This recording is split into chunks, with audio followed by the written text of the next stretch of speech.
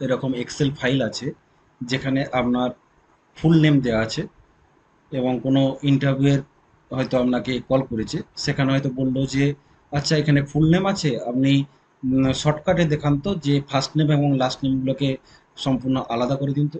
আপনি কি সেই এই পদ্ধতিতে করবেন যে অদ্রিজা চক্রবর্তী যা আছে অদ্রিজার প্রথম ইয়েটা ফার্স্ট নেমটাকে নিয়ে এখানে কপি করবেন, আবার ধরুন চক্রবর্তীর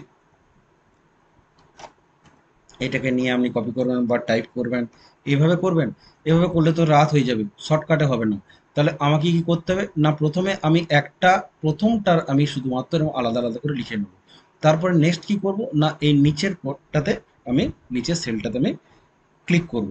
তারপরে কন্ট্রোল, কিবোর্ড থেকে কন্ট্রোলটাকে চেপে ধরে প্রেস করবেন। দেখবেন যে পরেরগুলো কিন্তু সব চলে এসছে নামগুলো অটোমেটিক। এবং আবার চক্রবর্তীতে গিয়ে আবার কন্ট্রোল টিপে প্রেস করবেন, দেখবেন আবার টাইটেলগুলো কিন্তু চলে এসেছে। ঠিক অল্টারনেটিভ ভাবে কিন্তু আপনি এই যদি ফার্স্ট নাম আর লাস্ট নেম দেওয়া থাকে, আপনাকে বললো যে একটা ফুল নেম করে দেখাও একসাথে, তখন আপনি কি করবেন না, একবার ফুল নেমটা এখানে টাইপ করে দেবেন, অদ্রিজা,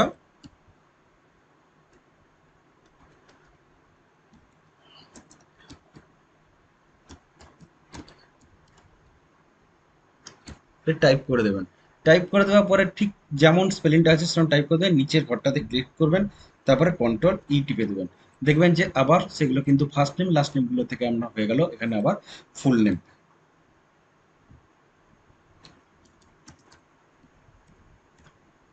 ধন্যবাদ।